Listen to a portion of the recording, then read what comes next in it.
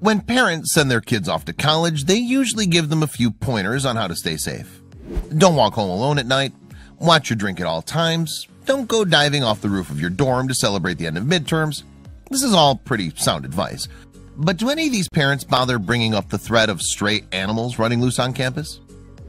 At one California university, students are constantly on high alert for one particular stray that's called their campus home longer than they have. It might seem odd for an animal to settle down in a place filled with people, but at the sight of this furry resident, you'll understand why so many have tried to seek him out. Nestled along the California coast, UC Santa Barbara is one of few universities to actually have a curriculum to match its beautiful campus.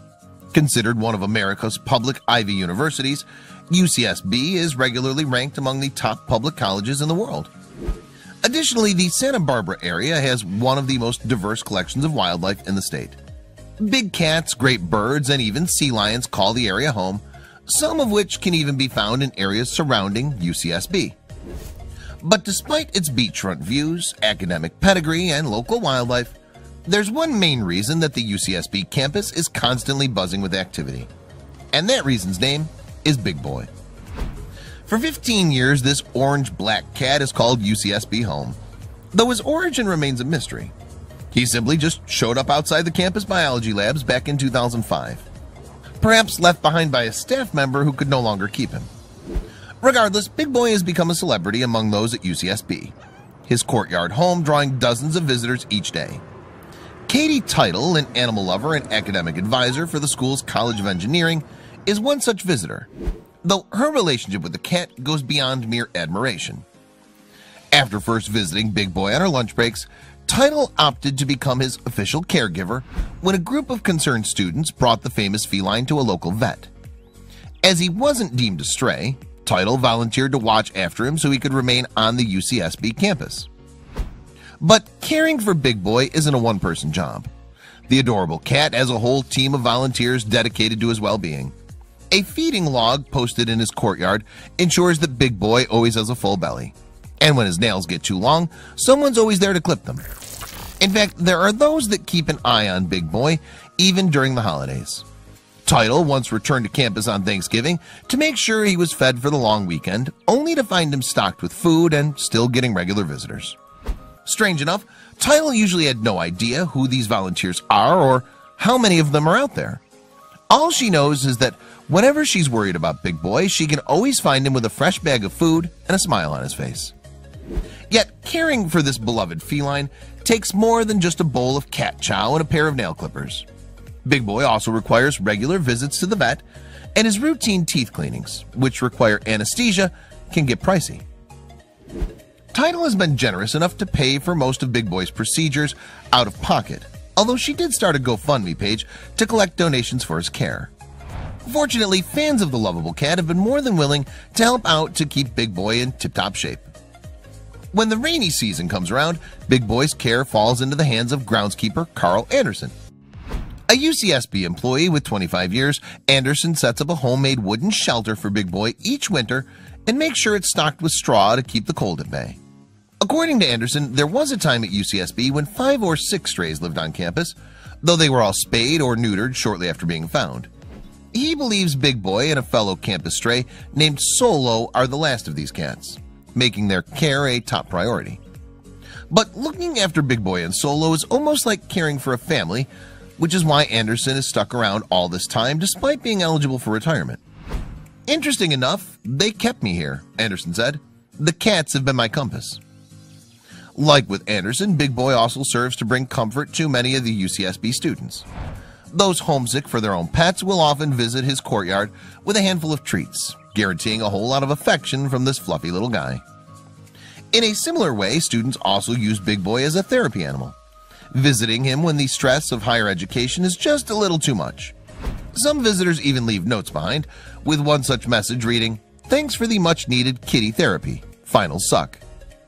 But while Big Boy has been a regular sight at UCSB for well over a decade, Title and the cat's other caregivers acknowledge that he won't be around forever.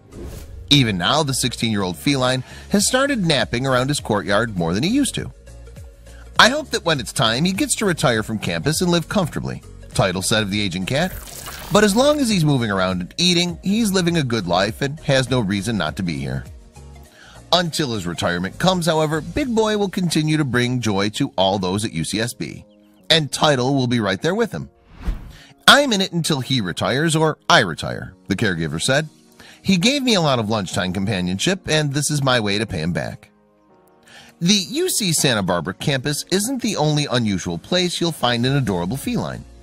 In the neighboring state of Nevada, one cat is making people skirt the Silver Strip entirely for an experience far more memorable than any sit-down at the slots. When people think of Nevada, they often think of one thing: Las Vegas. The bright lights and allure of Sin City are known far and wide, yet the great state of Nevada has plenty more to offer than cocktails and poker tables. Just north of Vegas lies the Nevada Northern Railway Museum, a rail yard dedicated to the preservation of the state's rich mining and locomotive history. Set along a section of Route 50 known as the loneliest road in America, the museum became a major point of interest, though not for reasons you might think. While plenty of train enthusiasts and history buffs visit the museum for the mid-century locomotives and machinery on display, the majority of visitors come for something else entirely. Meet Dirt, the resident railway cat and official mascot of the Nevada Northern Railway Museum. An 11-year-old stray, the Eli Train Yard is the only home this adorable feline has ever known. In fact, Dirt was actually born in the depot, his mother having wandered in and delivered her litter beneath one of the trains. But when she and her babies eventually made their way from the rail yard, one frightened kitten was left behind. The yard workers attempted to coax the young orange-white cat from his hiding place, but no matter what they tried, the kitten just wouldn't budge. They knew they couldn't just leave him there to wither away, however, so the workers left a can of tuna for him every night before closing up shop. Eventually, the kitten began warming up to the men, and before they knew it, he was a regular member of their crew. The little cat's fur began to turn a dusty gray as he rolled around on the dirt floor and climbed over the trains, and so the workers called him Dirt. At a young age, Dirt learned not to lick himself clean like normal cats, said Eric Mensis, the museum's social media director. Being part stray, he likes to stay oily and dirty because it helps him keep his tough looking, and also in a sense keeps him clean because things don't stick to his fur and bugs don't go near him. Along with his dashingly dirty good looks, the workers also felt that Dirt's personality was one of the reasons why he fit in so well at the depot. To Mensis, it was almost like he was a rail worker stuck in a cat's body. Dirt is pretty much one of those old-time rail workers living now as a cat, he said. Dirt walks around the shop like he's the boss, making sure everything is working right. He walks with a sense of pride around his engine house like these are his trains, and he's proud of the men to keep them going. Yet Dirt wasn't always the well-known and beloved mascot that he is today. For a time, only those who worked and frequented the train yard and museum knew about him, and even then, he was just plain old Dirt.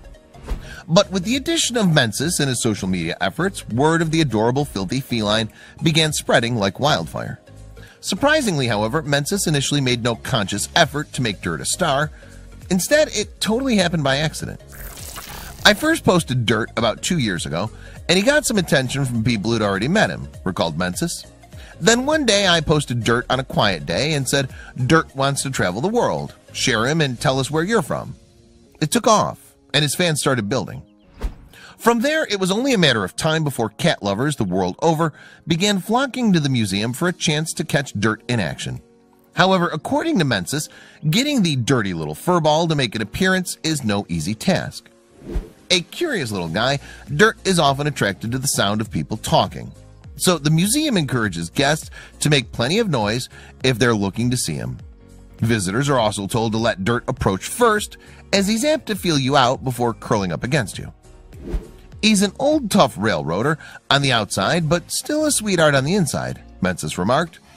Our guided tours can last about an hour long, and it's common for Dirt to follow the entire group for the tour. Dirt's popularity has grown so much over the years that the museum started offering Dirt-themed souvenirs, with t-shirts, keychains, and even his own brand of coffee available for fans to purchase. It's almost like taking a little piece of Dirt home with you. But for Mensis, it's not just about getting people to visit the museum or order a few cat-shaped refrigerator magnets online. He's just glad that Dirt is finally getting all the love and affection he can handle. And with a face like that, he definitely deserves it. "I do love when dirt gets shared other places without the museum's name attached," said Menzies. "The biggest thrill of Dirt's fame is just knowing how much joy he brings the people around the world." Seeing the kind of attention that Dirt gets so regularly, the life of a museum cat sure seems like an enviable one. Yet for one beloved pet at a small Russian gallery, his worldwide celebrity nearly cost him his life. For the most part, the guests that visit Moscow's Mikhail Bulgakov House Museum want to see a showcase of literature, a memorial to influential author of the Soviet Union. Others visit the museum for another reason.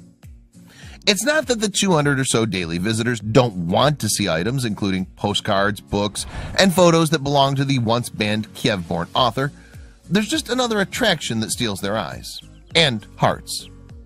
A huge 13-year-old fluffy black cat named Begemot, Russian for behemoth, wanders the museum. And somehow, in a typical nonchalant cat fashion, he weaved himself into the very fabric of the museum. His conquest started in 2005. It was then that a Russian couple and the original owners of Begemot discovered terrible news. Their newborn baby was allergic to the then kitten. The two, regrettably, could not coexist. Sent packing with nothing but the fur on his back, the then unnamed cat moved into the Mikhail Bulgakov house, where the museum director promptly gave him a tough job. The job was to lay around, be cute, act as the living embodiment of a character from Bulgakov's famous 1930s magical realism novel, The Master and Margarita. That was no easy task. The character in The Master, a black cat named Begemot, depicted below, walked on 2 feet, played chess with the best of them, slammed vodka like a seasoned sailor, and tended to mouth off. Back at the museum, Begemot didn't exactly excel at the role. Instead of drinking and cursing, Begemot lays in the sunshine and goes for regular walks at about 11 a.m. Despite not meeting his job description, the museum rewards him handsomely. Free room and board await him every night. A chef specially prepares his meals, and personal veterinarians and stylists respond to his beck and meow. And he repays the museum in a big way. Begemot attracts visitors who want to pet him, pose with him, and purchase the Begemot-themed merchandise that pepper every shelf, cabinet, and wall. In just a few years, the museum became about the cat as much as it was about Bulgakov. But notoriety brought danger. On August 1st, 2018, the museum received a rare message on its website. "Why have you let your cat out?" it read. The museum director, Nikolai Gulubov, panicked. Nikolai took the message as a veiled threat.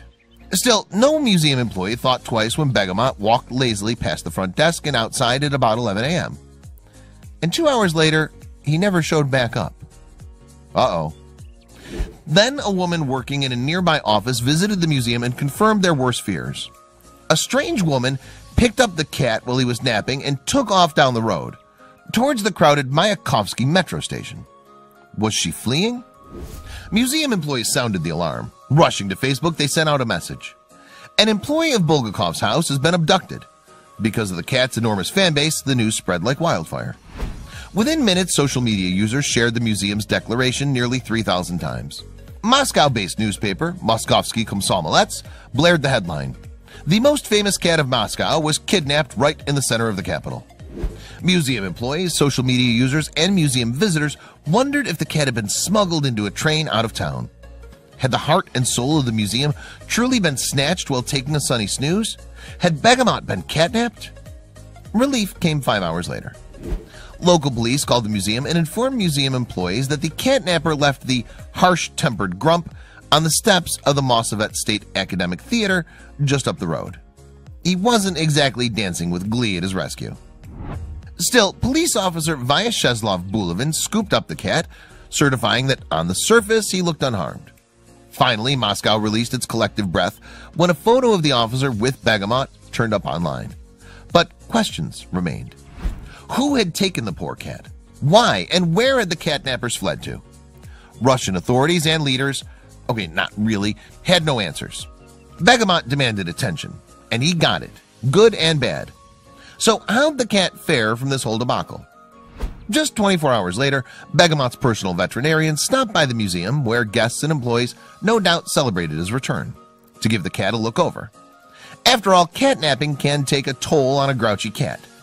The expert's conclusion? Begemot is healthy and feels great, the museum said. noting, however, that he was a bit discontented. Bergamot was back to his old self. Talk about a tough-minded cat. And so, with the ordeal behind him, Bergamot went back to work, snoozing in the afternoon and sticking his belly up when he very clearly did not want it rubbed. In other words, he gave the people who came to see him exactly what they wanted, and they gave him attention.